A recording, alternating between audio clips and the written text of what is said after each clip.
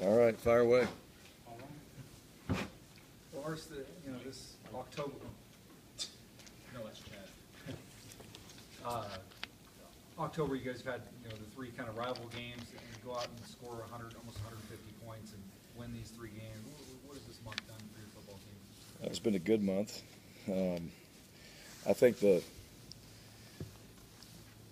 what it's done for us, as the season went on, 6 games into it, we had some guys dinged up, and we just needed some time to kind of sit back a little bit, get some guys healthy, number one, and then number two, to just regroup a little bit on some things that we're doing, because it still takes time. I mean, you spend time in spring and summer and fall camp, but as you get in the season, there's still a lot that needs to be coached and worked on, and just getting on the same page. So I think it allowed us to do that, and I think it's been good for our team.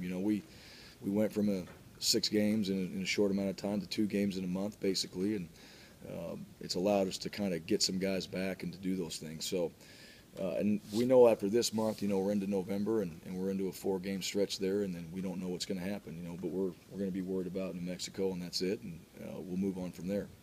Offensively, in September with the Air Force game, you didn't even score until the fourth quarter. You come out this month and scoring 48 points a game. What's changed? What's happened offensively? Well, we learned, obviously, from that game. And it wasn't so much that, and like I said before, I mean, you give Air Force credit. They had a great plan against us. But the one thing about our team is we need to really go out there and just practice each and every day. And it's simple as that. One day at a time. We're not good enough to just show up. We got to get better each and every day. In this game, so many things that happened in practice on both sides of the ball showed up.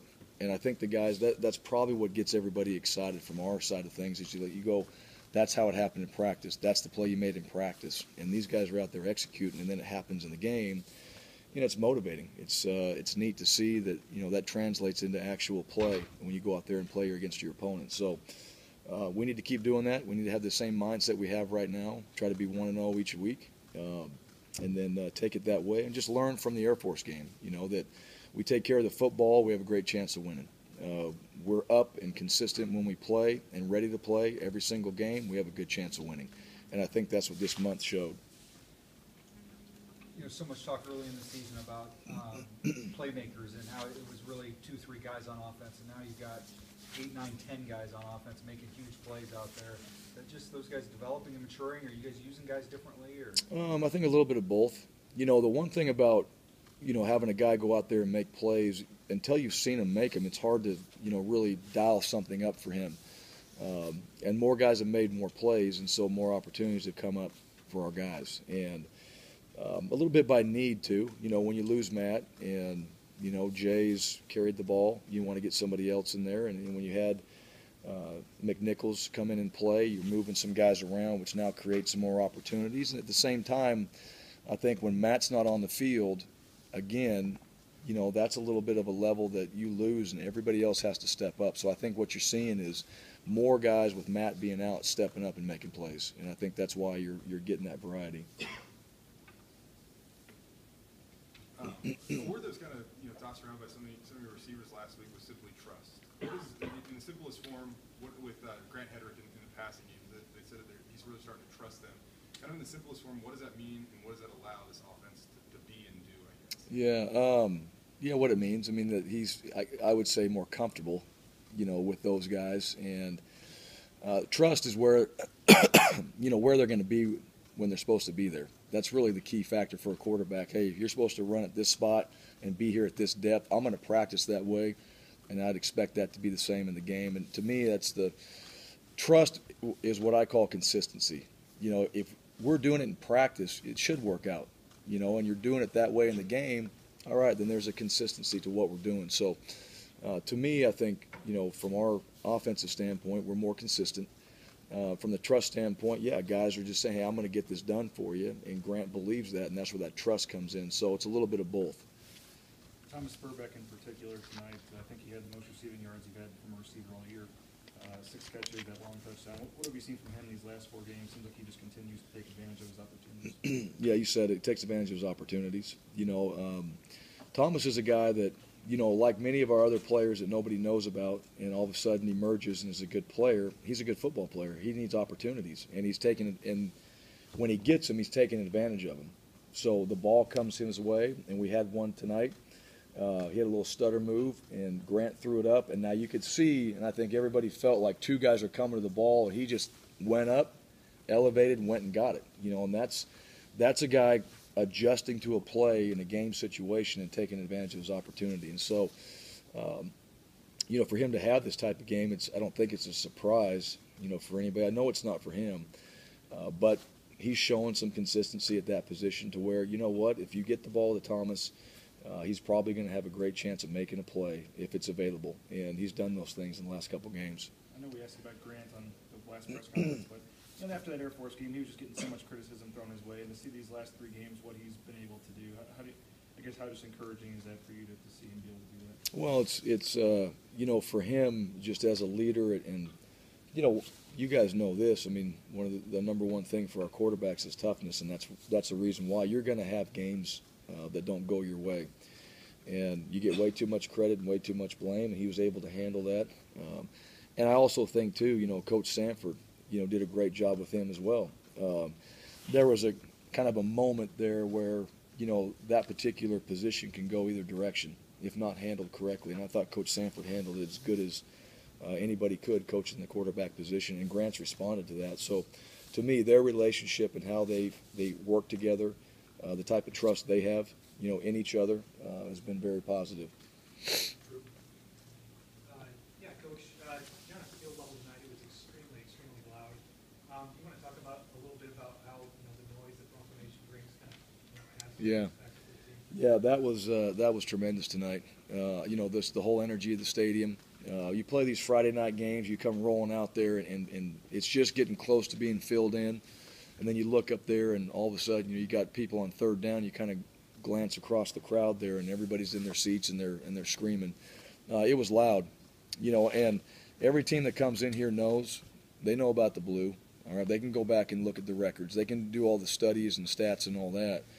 What they don't know is what the crowd's going to be like, and they try to simulate it like we do. And I don't think there's a way to simulate, you know, what our crowd brings and how they bring it. And tonight was no different. So our guys are energized from it.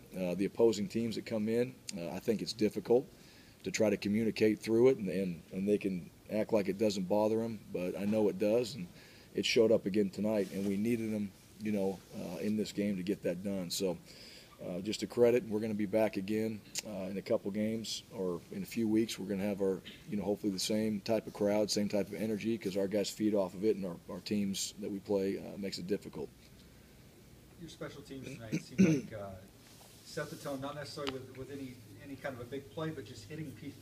Those first 2-3 kicking opportunities just seemed like they were out there setting a sort of a physical intensity kind of tone out there. Yeah, there was a mindset. You know, I think there was going into this game, there was an absolute mindset of going out there and playing physical. And that was something that we talked about, and it showed up, and it started with our special teams. That was going to be the first unit to have a chance to do that. And so I think they continue to set the tone throughout the game of just playing physical. I thought we did a better job in the return game on both ends. Don't know how many yards we might have lost, you know, in some other areas. But for the most part, you know, I think the special teams from the week before and what we emphasized, we got better at. All right, now we got to take the next step, you know, going into New Mexico. So I know this about our guys, you know, what we emphasize, and Coach Riddle emphasizes, you know, we're going to get, and we're going to keep hammering on it like we've haven't worked on it, you know, and that's got to be the mindset each and every week in that unit. And there's been some new personnel changes in there as well. So you saw a few new guys and a couple new wrinkles in there, and I think that's helped us, and we'll continue that direction. You guys have unloaded the playbook the last 3 weeks, all kinds of fun plays out there. Is there an emphasis the last few weeks of trying to maybe make it a little more fun or get a little more creative? It's not all empty yet. We still got a few. I think it's everybody more comfortable in just how we do things. You know, there's a way of how we game plan, and I think as you kind of emphasize certain things, guys see that, and that becomes just part of how we do it, and I think you're seeing that. Coach Sanford, the offensive staff, and those guys have game planned very well. Our defensive staff has done the same thing. And, you know, as you as you go through the season, you get more comfortable, and you see things that you can maybe take advantage of from your own self-scout. And that's probably where we've done a good job, is just looked at ourselves and said, okay, well, what if we did this? And then put a plan together, see if we can execute it, and we've been able to do that.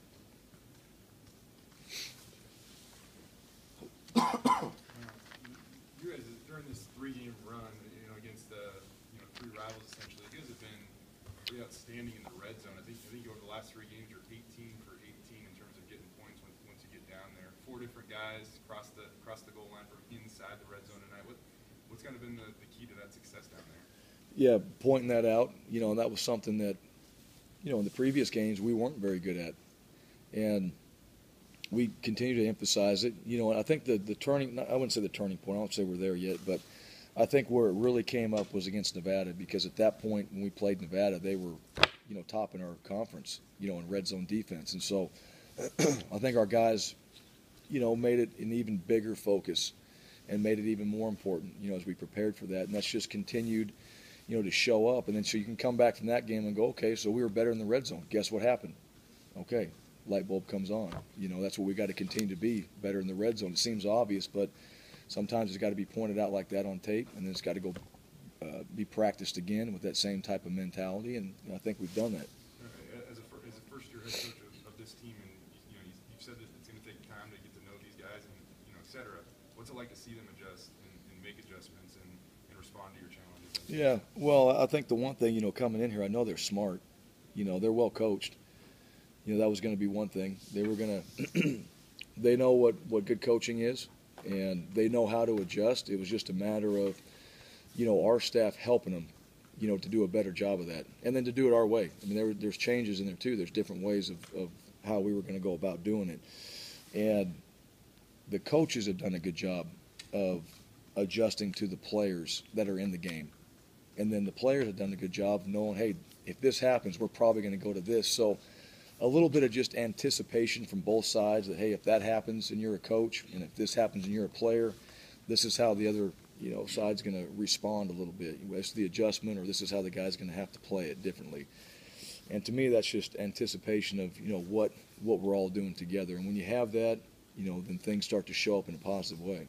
I guess 2 parts. Scary at all to see Jay go down there and grab for his knee, and then after that, they had some momentum going there, and to get the interception and then thinking and score before the half there. Yep. I think if I got my right. Yeah, anytime our guys are on the field, absolutely. You know, I mean, it's a guy's out there. He's a player. You know, he's one of your starters, and he goes down. You know, you get sick to your stomach, and you hope that they're going to pop up, and luckily Jay did. And then, you know, they get the 2 points, and we go down, and Darian gets an interception, and then we turn that into a great throw and touchdown, you know, to change the momentum. And that's really what, you know, from a defensive standpoint, our goal in this watch me now attitude is we're going to turn a negative into a positive. Okay, we turned a negative into a positive. We got the ball back, and then the offense now is going to take a turnover, and we got to go strike. We got to do something with all the hard work the defense just put in. And so to me, that transition about as good as it could for our team. You know, they got it. We turn around, put points on the board, and that's exactly what you talk about. Then you go in the half confident, like, this is what we wanted to do, and we did it. And, you know, you feel good about that when things like that happen. So I had 2 things left on the list. One, the interception. I'm wondering if that was just a blocking issue or if there's something Grant could have done to avoid that. And then I think you lost Chaz. I don't think Jeremy or Archie played, so if you can give us an update on those guys. Yeah. You know, Jeremy, you know, we'll see where he's at, you know, after the bye week and all that. Didn't play in this game. Chaz got a little ding on his shoulder there, you know, going in, I think, on the deep ball that he caught. Probably could have went back in, but at that point, you know, we were rolling pretty good. And then Archie, you know, he's available to play. Actually ran out there, you know, on one, and we pulled him back in. He had a little bit of a ding this week. Fully expect him to be back, you know, but it was nice. You know, he's been in that role, and then he got a little bit dinged, and Reese is out there able to go play. And so he was able to do that tonight, and Reese got himself back in there. I think his shoe came off, and Eli went in, and then Reese went back in there is what happened. On the turnover, yes, we needed to block that guy. You know, it's a little bit like Nevada. You know, we need to clear him. Yeah, it's the same thing. You know, we need to clear him in Nevada, and in this one, you know, the guy did a good job. I mean, he hit it, and we needed to get a piece of him. Sometimes you don't get much, but we needed to get a piece of him, and we didn't. And, you know, Grant's just kind of turning around and throwing that with trust, and it didn't work out. And so, you know, we adjusted. It's unfortunate because that's one right there. I mean, you turn around and throw it, and the guy's the other way before you can even figure out what happened. But Grant handled it well. You know, you can be upset about it, but at the same time, it's like, I know what happened. Let's fix it, move on. Okay, thanks, guys.